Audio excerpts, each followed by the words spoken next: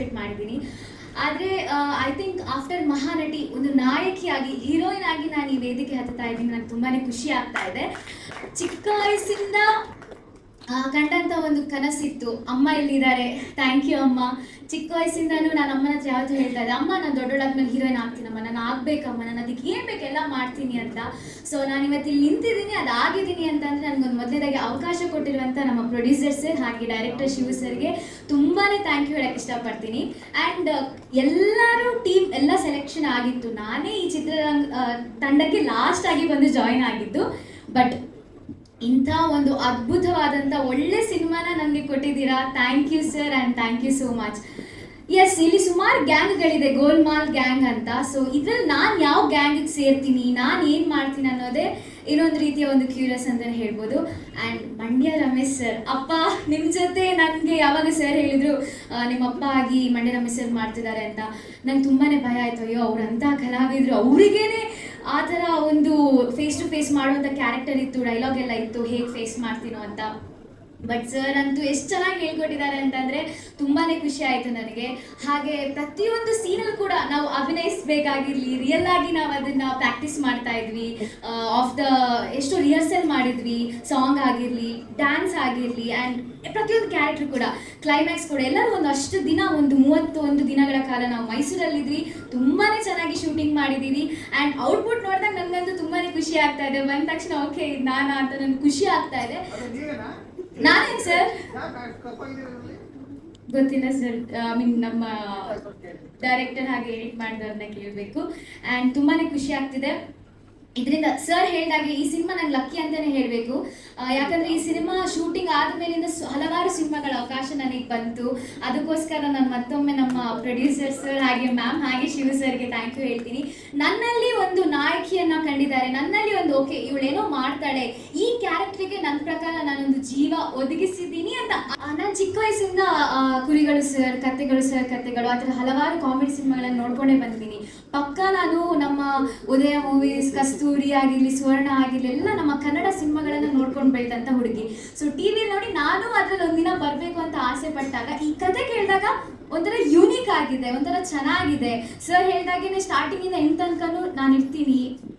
Variety of ಆ್ಯಕ್ಟಿಂಗಿಗೂ ತುಂಬ ಒಂದು scope ಇತ್ತು. ಹಾಗಾಗಿ ಆಲ್ಮೋಸ್ಟ್ ಕಷ್ಟಪಟ್ಟಿದ್ದೀರಿ, ಹೇಳಲೇಬೇಕು. ಕೆಲವೊಂದ್ಸತಿ ಕೃತಜ್ಞತೆಗಳು ಟೀಮ್ಗೆ ಎಲ್ಲರಿಗೂ. ಸೊ ಒಂದು 5 ನಿಮಿಷ ತಡ್ಕೊಳ್ಳಿ, ಎಲ್ಲ ಮಾತಾಡ್ಬೇಕಂದ್ರೆ ಸುಮ್ಮನೆ ಇದ್ರಿ. ಬಂದಿರೋ ಎಲ್ಲ ಮೀಡಿಯಾದವರು ಥ್ಯಾಂಕ್ ಯು ಸೋ ಮಚ್.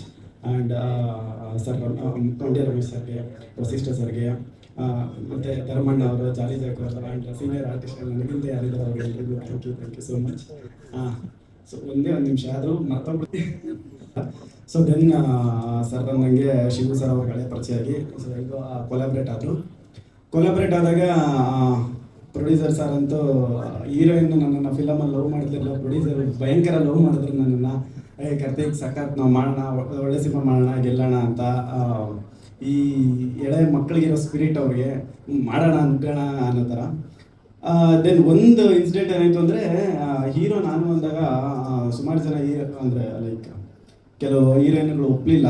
ಅವ್ನು ಹೀರೋ ಆದರೆ ಬೇಡ, ಶಾರ್ಟ್ ಫಿಲಮ್ ಅವ್ರ ಜೊತೆ ನಾನು ಮಾಡಲ್ಲ, ಇಲ್ಲ ದೊಡ್ಡವ್ರ ಜೊತೆ ಮಾಡಬೇಕು ಅಂತ ಸುಮಾರು ಜನ ಐ ಥಿಂಕ್ ಒಂದು 5 to 10 ಮೆಂಬರ್ಸ್ ಏನೋ ಹೇಳಿದ್ರು.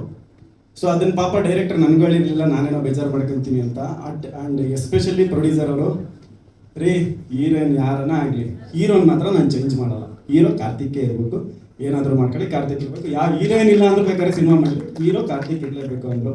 Thank you so much sir. ಆ ಮಾತು ಮರ್ತಿಲ್ಲ. ಈ ಸಿನಿಮಾದಿಂದ ನಿಮ್ಮನ್ನು ಮರೆಯಲ್ಲ ಇನ್ನು ಮುಂದೆ. ಅಂದರೆ ನಾನು ಎಷ್ಟು ದಿವಸ ಇರ್ತೀನೋ ಪ್ರೊಡ್ಯೂಸರ್ ಅವರು ಈ ಸಿನಿಮಾಗೆ ಅವರು ಅಂದರೆ ನನಗೆ ಆ ಮಾತು ಹೇಳಿದ್ದು ತುಂಬ ಅಂದರೆ ಲೈಕ್ ಏನದು ಎಮೋಷ್ನಲ್ ಮೂಮೆಂಟ್ ಆಯ್ತು ಅವತ್ತು. So thank you sir. ಆಮೇಲೆ ಮೇಡಮ್ಮು ಮಾತಾಡಲ್ಲ ಇಲ್ಲಿ, but very smart, very smart. ಏನಾದರೂ ಮಿಸ್ಟೇಕ್ ಆಗ್ತಾ ಇದ್ರೆ ಸರ್ ಗೊತ್ತಾಗ್ತಾ ಇತ್ತು ಇಲ್ಲೋ, ಮೇಡಮ್ ರಪ್ಪ ಅಂತ ಕರೆದು ಅದು ಮಿಸ್ಟೇಕ್ ಆಗ್ತಾ ಇದೆ ನೋಡ್ಕೊಳ್ರಿ ಅಂತ. Okay madam. And thank you so much madam ನನ್ನನ್ನು ಚೂಸ್ ಮಾಡಿದ್ದಕ್ಕೆ. ಮತ್ತು ಎಸ್ಪೆಷಲಿ ಡೈರೆಕ್ಟ್ರು ಕಾರ್ತಿಕ್, ನೀವು ನನ್ನ ಹೀರೋ ನನ್ನನ್ನು ನಾನು ಅಷ್ಟೊತ್ತಿ ಹೀರೋ ಅಂದ್ಕೊಂಡಿಲ್ಲ, ಅವ್ರು ಅಷ್ಟೊತ್ತಿ ಹೀರೋ ಅಂತ ಕರೀತಾ ಇದ್ರು. Sir thank you sir. ಈ ಆಪರ್ಚುನಿಟಿ ಕೊಟ್ಟಿದ್ದಕ್ಕೆ. ಆ್ಯಂಡ್ ಅವ್ರು ಅನ್ಕೊಂಡಿರೋ ಕ್ಯಾರೆಕ್ಟ್ರಿಗೆ ನಾನು ಜಸ್ಟಿಫೈ ಮಾಡಿದ್ದೀನಿ ಅನ್ಕೊಂತೀನಿ. ಯಾಕಂದರೆ ಡಬ್ಬಿಂಗ್ ನೋಡಿದ್ಮೇಲೆ ಅವರೇ ಫೋನ್ ಮಾಡಿ, ಕಾರ್ತಿಕ್ ಎಕ್ಸ್ಟ್ರಾಡಿನರಿ ಮಾಡಿದ್ದೀರಾ, ಈ ಸಿನಿಮಾ ರಿಲೀಸ್ ಆಗೋವರೆಗೂ ಬೇರೆ ಹೊಸ ಸಿನಿಮಾ ಯಾವುದೂ ಒಪ್ಕೊಳಕ್ಕೆ ಹೋಗ್ಬೇಡ್ರಿ, ನಿಮ್ಗೆ ಇನ್ನೂ ಅದ್ಭುತ ಸಿನಿಮಾಗಳು ಬರುತ್ತೆ ಈ ಸಿನಿಮಾ ರಿಲೀಸ್ ಆದರೆ ಅಂತ ಹೇಳಿದ್ರು. ಐ ಥಿಂಕ್ ಅವಾಗೆ ಅನ್ಕೊಂಡು ಓಕೆ, ಅವ್ರ ಮೈಂಡ್ ಸೆಟ್ಟಲ್ಲಿ ಏನಿತ್ತು ಆ ಥರ ಆ್ಯಕ್ಟಿಂಗ್ ಮಾಡಿ ಅವ್ರಿಗೆ ಗೆದ್ದಿದ್ದೀನಿ ನಾನು ಅಂತ. ಸೊ ನಾಳೆ ಐ ಥಿಂಕ್ ಆಡಿಯನ್ಸ್ ಮುಂದೆ ಬಂದಾಗ it will be work blast ಆಗುತ್ತೆ ಅಂತ ಅನ್ಕೊತಾ ಇದ್ದೀನಿ.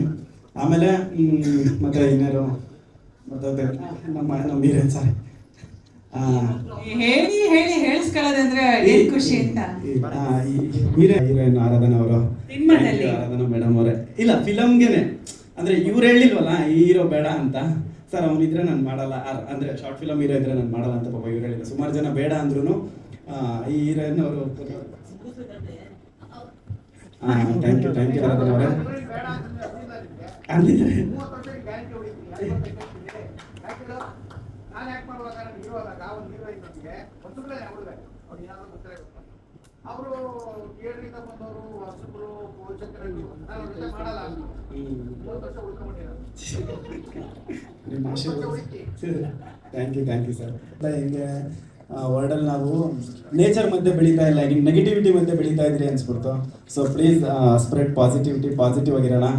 ಆ್ಯಂಡ್ ಈ ಫಿಲಮ್ಗೆ ಡೈರೆಕ್ಷನ್ ಡಿಪಾರ್ಟ್ಮೆಂಟಾಗಿ ವರ್ಕ್ ಮಾಡ್ತಾರೆ ರಾಕೇಶ್ ಸರ್ ಆಗಲಿ, ಇನ್ನು ಮತ್ತೆ ಮ್ಯಾನೇಜರ್ ಸರ್ ಗಣೇಶ್ ಸರ್ ಆಗಲಿ, ಇನ್ನೊಬ್ರು ವಿಜಿ ಸರ್, ಎಲ್ಲರೂ ಪಾಪ ಅಂದರೆ ತುಂಬ ಹಾರ್ಡ್ ವರ್ಕಾಗೆ ಮಾಡಿದ್ರು ಎಲ್ಲ ಆರ್ಟಿಸ್ಟ್ಗಳು. ಯಾಕಂದರೆ ಸರ್ ಅಂದಂಗೆ 16-17 ಜನ ಆರ್ಟಿಸ್ಟ್ಗಳನ್ನ ಹ್ಯಾಂಡಲ್ ಮಾಡ್ಕೊಂಡು ಚೆನ್ನಾಗಿ ಮಾಡಿದ್ರು. Thank you so much. ಅವಾಗ ಅನ್ಕೊಂಡೆ ಯಾರಿಗೂ ಥ್ಯಾಂಕ್ ಯು ಹೇಳ್ಬಿಟ್ಟು ಬೇರೆದೇನಾದರೂ ಹೇಳ್ರಿ ಅಂತ, ಬಟ್ ಅದೇ ಹೇಳ್ಬೇಕು ಸರ್. ನಾನು ಹೇಳ್ಬೇಕು, ಒಳ್ಳೆ ಕಳ್ಳ, ನಿಯತ್ತಾಗಿರೋ ಕಳ್ಳ ಇಲ್ಲ. ಸೊ ಅದೇ ಏನಾಗುತ್ತೆ ಏನು ಅಂತ ಗ್ಯಾಂಗ್ಸ್, ಅದೇ ಎಲ್ಲರ ಗ್ಯಾಂಗ್ಗಳು 4-5 ಜನ ಗ್ಯಾಂಗ್ಗಳು. And especially Om Prakash sir ಇದರಲ್ಲಿ ಆ್ಯಕ್ಟ್ ಮಾಡಿದ್ದಾರೆ, ಅವ್ರಿಗೂ thank you so much. Senior ಆರ್ಟಿಸ್ಟ್ಗಳಿದ್ದಾರೆ, ತುಂಬ ಥ್ಯಾಂಕ್ಸ್ ಸರ್ ಬಂದಿದ್ದಕ್ಕೆ, ಇದೆಲ್ಲ ಖುಷಿ ಆಯಿತು. ನನ್ನ ಹೆಸರು ಶಿವಕುಮಾರ್ ಅಂತ, ಈ ಸಿನಿಮಾ ನಿರ್ದೇಶಕ. ಮೈಸೂರಲ್ಲಿ 33 ದಿನ ಶೂಟ್ ಮಾಡಿದೋ. ಎಸ್ಪೆಷಲಿ ಹೇಳ್ಬೇಕಂತಂದರೆ ನಿರ್ಮಾಪಕರಿಲ್ಲ ಅಂತಂದರೆ ನಾವು ಇಲ್ಲಿ ಬರ್ತಾನೆ ಇರ್ತೀವಿ, ನಿಲ್ಲಕ್ಕೆ ಆಗ್ತಾ ಇರಲಿಲ್ಲ.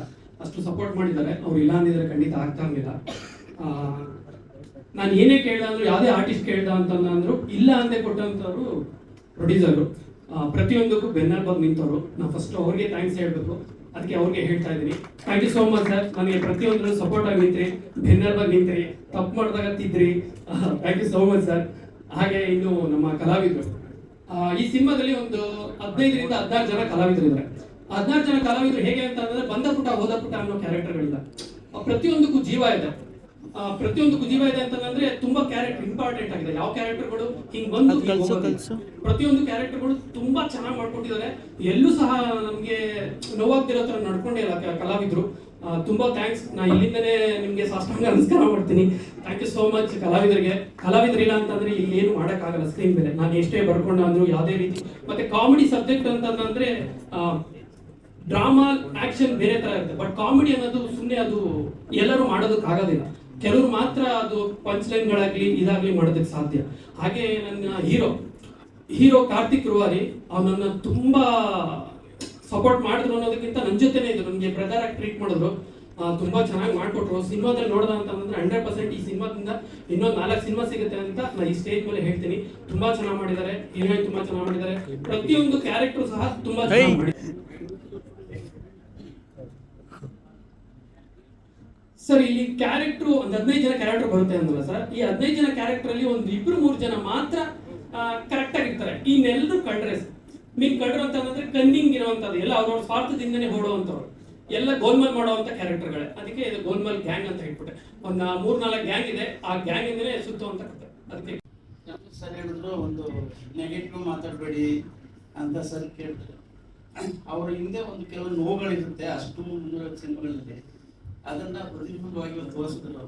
ಬಟ್ ನಾನೇನಕ್ಕೆ ಹೇಳಕ್ ಇಷ್ಟಪಡ್ತೀನಿ ಅಂತ ಅಂದ್ರೆ, ಇಲ್ಲಿ ನಡೆದಿರ್ತಕ್ಕಂಥವ್ರು ಎಲ್ಲರೂ ಕೂಡ ನನ್ನ ಕುಟುಂಬ ಇದ್ದೀವಿ ಅಂತ ಗೊತ್ತು.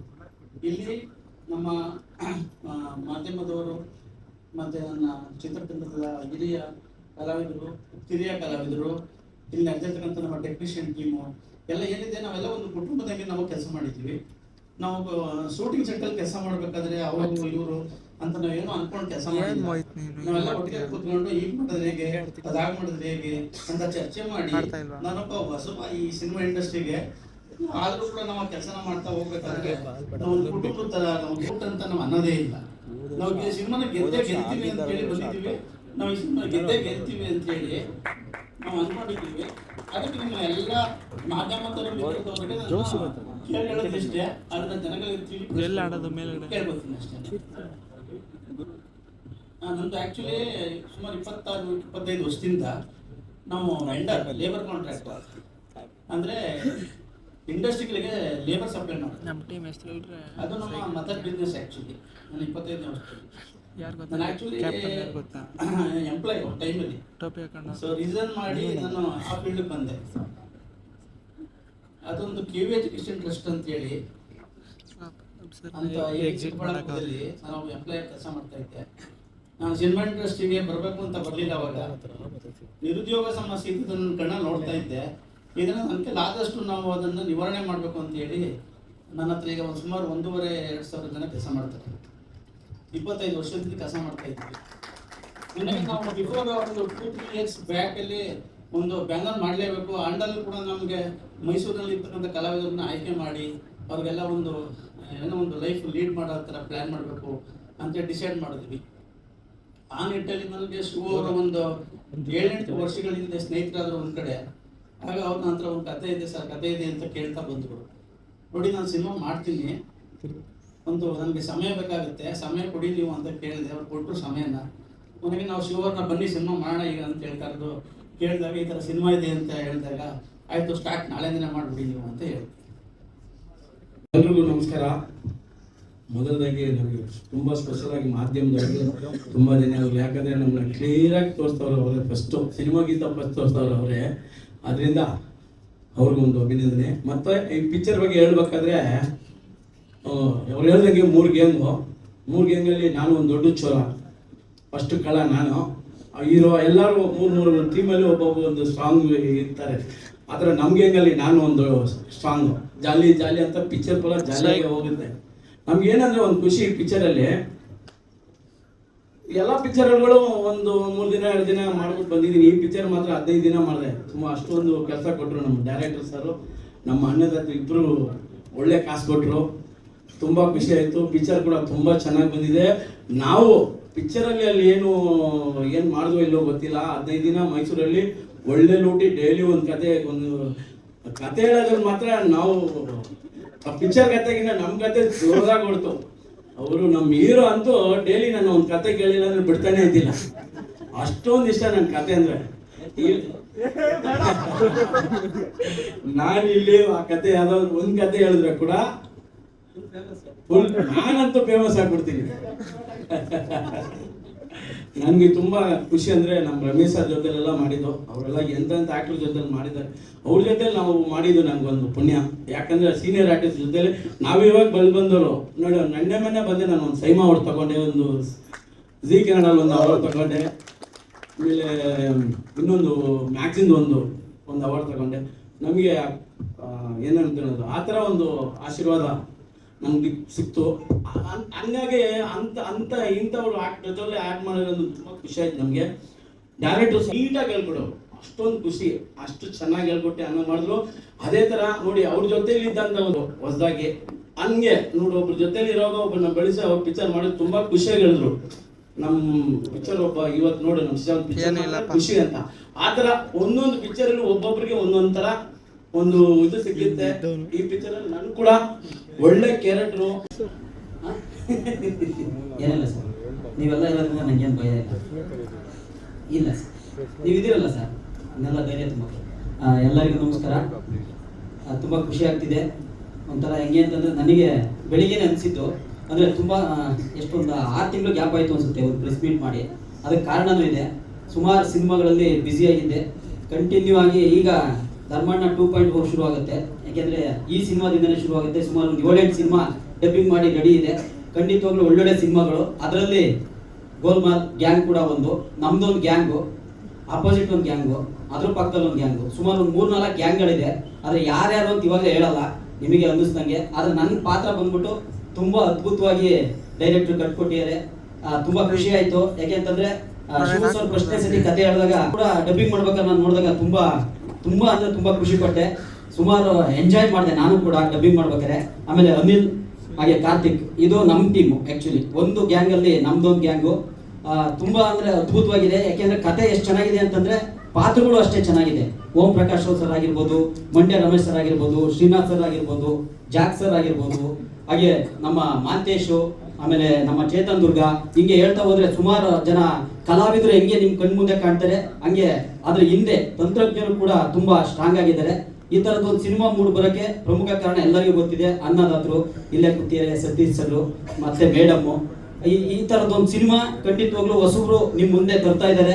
ಈಗಿನ ಒಂದು ವಿಭಿನ್ನ ಕತೆ ಆಕ್ಚುಲಿ ಇದು ಇವತ್ತಿನ ಟ್ರೆಂಡಿಗೆ ತುಂಬಾ ಇಷ್ಟ ಆಗೋ ಕತೆ. ಖಂಡಿತವಾಗ್ಲೂ ಸದ್ಯದಲ್ಲೇ ನಿಮ್ ಮುಂದೆ ಬರ್ತೀವಿ. ಮಾಡ್ತಾ ಇದೀವಿ ನಾವು ಅಂತ ಅಂದ್ಬಿಟ್ಟು ಇವಾಗೆಲ್ಲ ಹೇಳ್ಬಿಟ್ರೆ ನಿಮ್ಗೆ ಸಸ್ಪೆನ್ಸ್ ಎಲ್ಲ ಔಟ್ ಹೋಗ್ಬಿಡುತ್ತೆ. So wait and watch the movie. ಎತ್ತು ಫೋನು ಯಾಕೆ ಹಿಂಸೆ ಕೊಡ್ತೀಯ? ಅದಕ್ಕೆ ಹೇಳಿದ್ದು ನೋಡಿ ಯಾವಾಗ ಗೊತ್ತಾಗುತ್ತೆ. ಓಕೆ ಸರ್, ಅದೇ ಸರ್ ಥ್ರಿಲ್ ಇರೋದು. ಮೂವಿ ನೋಡಿ ಆಮೇಲೆ ಗೊತ್ತಾಗುತ್ತೆ. ಅದೆಲ್ಲ ಸೀಕ್ರೆಟ್. ಇದು ನಂದು ಥರ್ಡ್ ಸರ್. ನೆಟ್ ಆಫ್ ಮಾಡಿ ಸಾಕು, ಇನ್ನೇನು ಬೇಡ. ಹಲಗಲಿ ಬೇಡರು. ಓಕೆ, ಥ್ಯಾಂಕ್ ಯು ಪೂಜಾ. ಗೋಲ್ಮಾಲ್ ಗ್ಯಾಂಗ್ಗೆ ಕನ್ನಡದಲ್ಲಿ ಅಂತ ಹೆಸರು ಹುಡ್ತಾ ಇದ್ದೆ. ನಾನೇ ಸೃಷ್ಟಿ ಮಾಡ್ಕೊಂಡೆ, ಮುಂಡಾಯಿಸೋ ತಂಡ ಅಂತ. ಚೆನ್ನಾಗಿದೆ ಮುಂಡಾಯಿಸೋ ತಂಡ. ಮೊದಲನೇದಾಗಿ ಮರ್ತು ಬಿಡಕ್ಕೆ ಮುಂಚೆ ಹೇಳಲೇಬೇಕಾದ ವಿಷಯ ಅಂದರೆ, ಇವತ್ತಿನ ಈ ದುರ್ಬಲವಾದಂಥ ಕನ್ನಡ ಚಿತ್ರರಂಗ ನಡೀತಾ ಇರುವಂಥ ಸ್ಥಿತಿನಲ್ಲಿ ಒಂದು ಚಿತ್ರ ಮುಗಿದು ಮೊದಲನೇ ಪ್ರೆಸ್ ಮೀಟ್ ಮಾಡೋ ಹೊತ್ತಿಗೆ ಅವತ್ತೇ ಬೆಳಗ್ಗೆ ಇನ್ನೊಂದು ಪಿಕ್ಚರ್ ಒಬ್ಬ ಪ್ರೊಡ್ಯೂಸರ್ ಮಾಡ್ತಾ ಇದ್ರೆ ಅದು ಈ ಪಿಕ್ಚರ್ನಾಗ ಎಷ್ಟು ಅಂತ ಹೇಳ್ಬೋದು. Shivakumar hats off.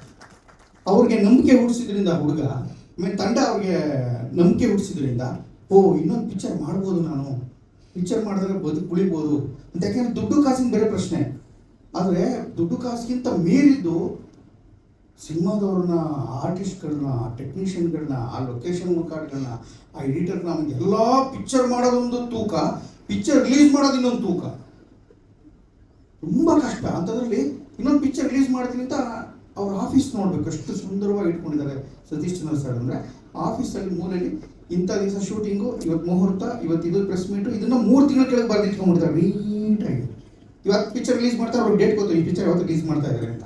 ಅದ್ರ ಸಮೇತ ಡೇಟ್ ಸಮೇತ ಮಾಡ್ತಾ ಹೋಗ್ತಾ ಇದ್ದಾರೆ. ಅದಕ್ಕೆ ತೊಂದರೆ ಯಾಕಾಗಿಲ್ಲ ಅಂದರೆ, ಮತ್ತು ಯಾಕೆ ಇಷ್ಟೊಂದು ಜನ ಎಲ್ಲ ಬಂದಿದ್ದಾರೆ, ಎಲ್ಲ ಸಣ್ಣ ಪುಟ್ಟ ಆರ್ಟಿಸ್ಟ್ಗಳಿಂದ ಹಿಡಿದು ದೊಡ್ಡ ಇವರು ಡೈರೆಕ್ಟ್ಗಳಿಂದ ಹಿಡಿದು ಬೃಹತ್ ಬಹಳ ತೂಕದ ಪ್ರೆಸ್ನವ್ರು, ಭಾಳ ಸೀನಿಯರ್ಸ್ ಬಂದಿದ್ದಾರೆ ಸರ್. ಇವತ್ತು ಮಾಧ್ಯಮದವರು ಬಂದಿರೋರಲ್ಲಿ ತುಂಬ ಜನ ಅದ್ಭುತವಾದ ಮಾಧ್ಯಮದವರು ಸೀನಿಯರ್ಸ್ ಬಂದಿದ್ದಾರೆ ಸರ್. ನೀವು ಸಾಕಿದ್ರೆ ಜನರಲಿ ಸಣ್ಣ ಪುಟ್ಟದಕ್ಕೆ ತಪ್ಪಿಸ್ಕೊಂಡು ಯಾರೋ ಹೋಗಿ ಬಿಟ್ಬಿಡ್ತಾರೆ, ಹಂಗಾಗಿಲ್ಲ.